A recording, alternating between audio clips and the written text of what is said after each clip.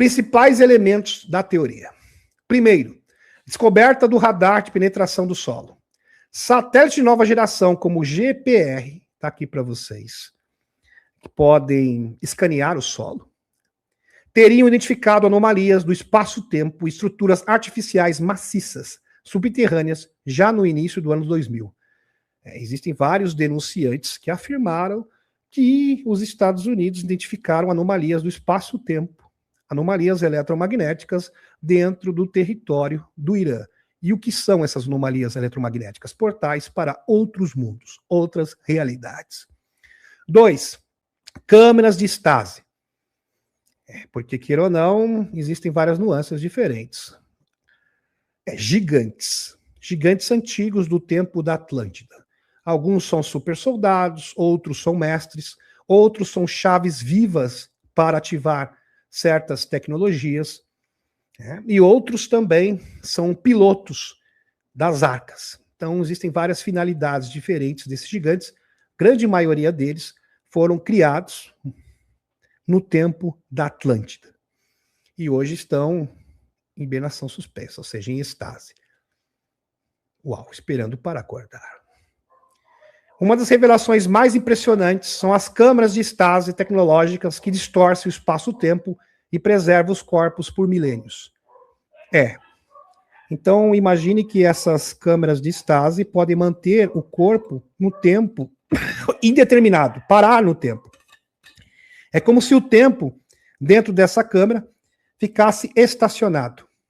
E como fica estacionado, isolado do espaço-tempo, consegue conservar o corpo por tempo indeterminado. A maioria desses gigantes está em estase há mais de 12 mil anos. Desculpem. Marco Polo, no século VIII, descreveu ter encontrado 3 câmeras de estase. Existem provas históricas? Temos provas históricas. Do que o Michael Salla está afirmando, sim. Marco Polo, no século VIII, está nas cartas dele, de Marcos Polo. Ele escreveu encontrar 3 câmeras de estase. Encontrou seres em animação suspensa. No Irã, exatamente no Irã, contendo corpos perfeitamente preservados dos 3 reis magos, segundo ele.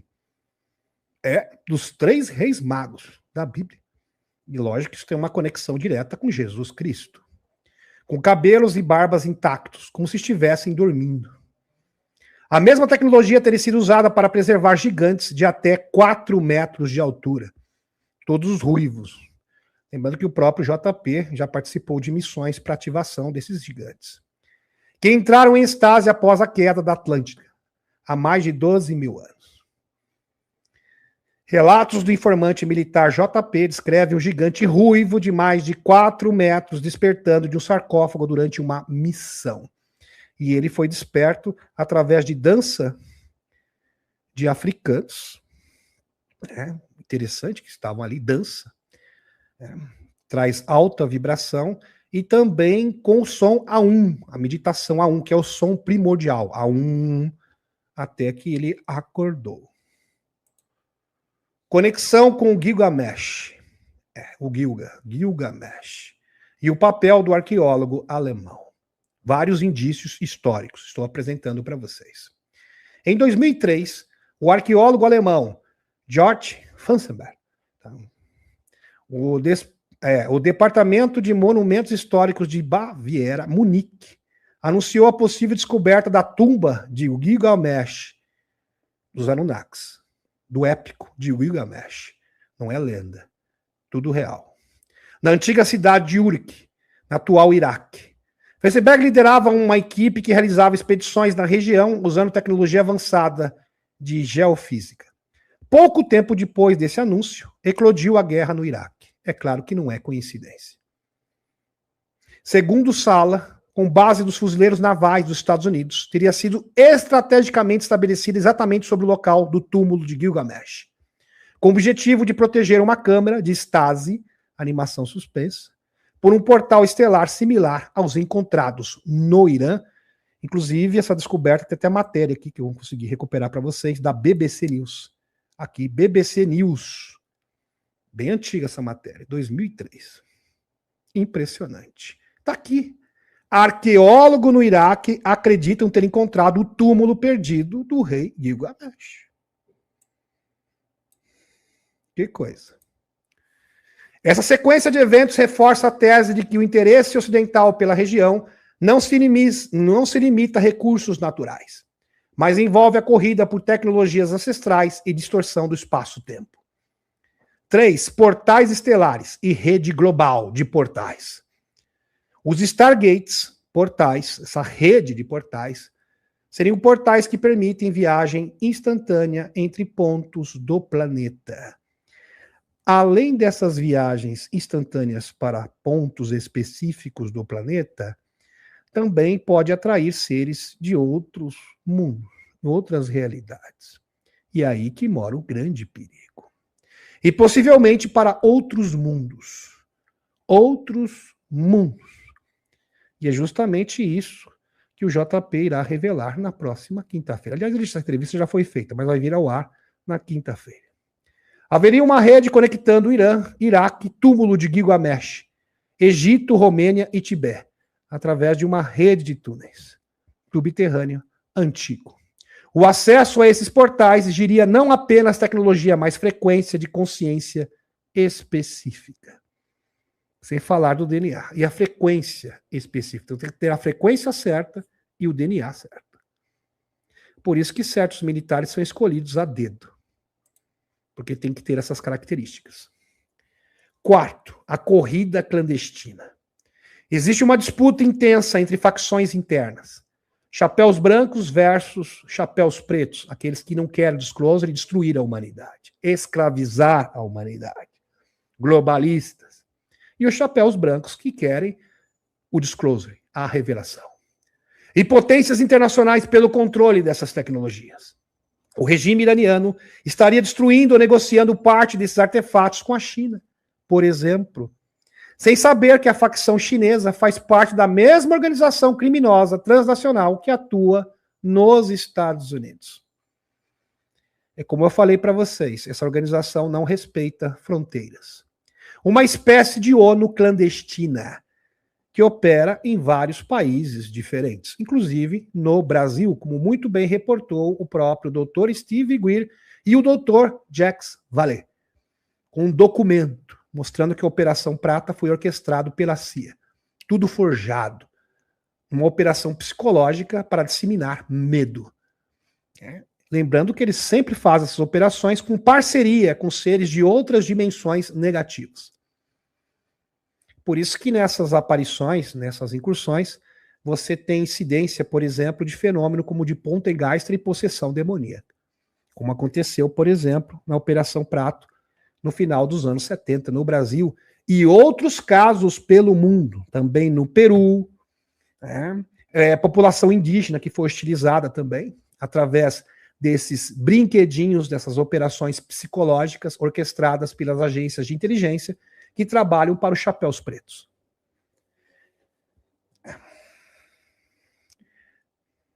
Estratégia de Loirão. Qual é a estratégia do Loirão? Segundo Sala, a menção de Loirão à poeira radioativa pode ser um código para a operação de recuperação desses artefatos. Possivelmente. Então, vamos recuperar essa poeira radioativa, tal, fazer uma inspeção, vistoria. Não. Na verdade, é para controlar esses portais. Código de operação de recuperação desses artefatos. O objetivo seria negociar com o Irã benefícios econômicos em troca de acesso americano às câmeras e portais, afastando o país e a influência chinesa, ou melhor, a influência dessa organização transnacional espúria, que quer também essa mesma tecnologia. Tecnologia avançada e consciência. Por exemplo, a cadeira de Montauk. A cadeira de Montauk nada mais era que uma forma, é só ver, do Khan Cameron, que era irmão do Al Bielek, denunciante do projeto Montauk. Então, esse garoto prodígio, ele conseguia atrair seres de outras realidades para o nosso mundo. E também abrir portais para outras dimensões. E a cadeira de Montauk nada mais era do que um mecanismo para potencializar a sua capacidade inata, psíquica. Então, seria um equipamento psicotrônico. O que é um equipamento psicotrônico? É um mecanismo tecnológico para aumentar as suas capacidades psíquicas, natas, naturais. Cadeira de Montauk. Seriam os médiums das agências de inteligência. Tecnologia recuperada que amplifica a mente humana ao ponto de permitir manifestação física e criação de portais através do pensamento. Sim, foi exatamente isso que aconteceu. 1982. E isso está muito bem reportado no livro do Preston Nichols, Projeto Montauk.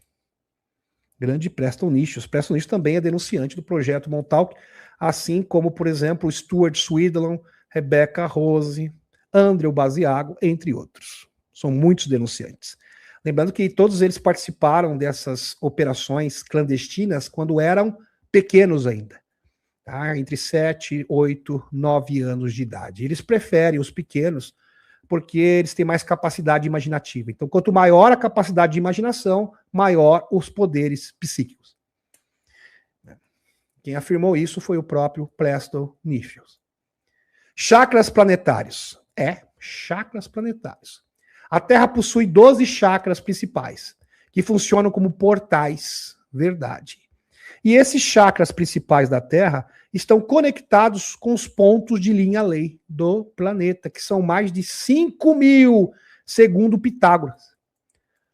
Pitágoras já sabia dos pontos de linha-lei. Isso é um conhecimento antigo.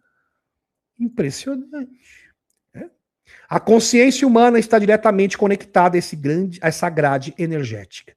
Então, essa grade energética é uma forma de da nossa consciência se conectar com outros mundos.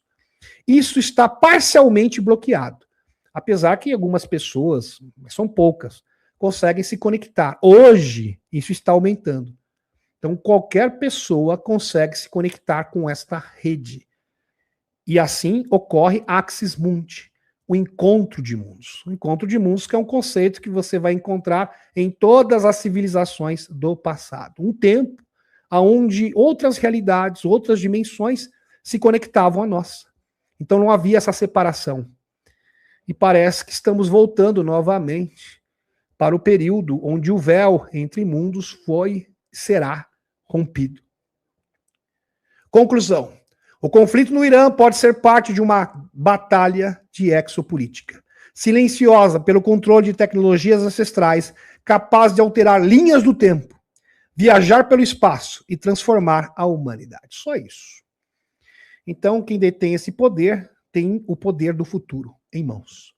Pode controlar o destino da humanidade. É algo grande de verdade. Enquanto o mundo vê petróleo e geopolítica tradicional perdendo tempo, vamos dizer aqui, perdendo tempo, arranhando apenas a superfície e não chegando no verdadeiro motivo real, forças ocultas disputam o domínio de portais estelares, câmaras de estase e conhecimento que poderia libertar ou escravizar a espécie humana. O véu está se rasgando em múltiplas frentes. 2026 não está sendo apenas o ano das transformações políticas. Está se revelando como o ano em que o jogo multidimensional vem à tona. Verdade.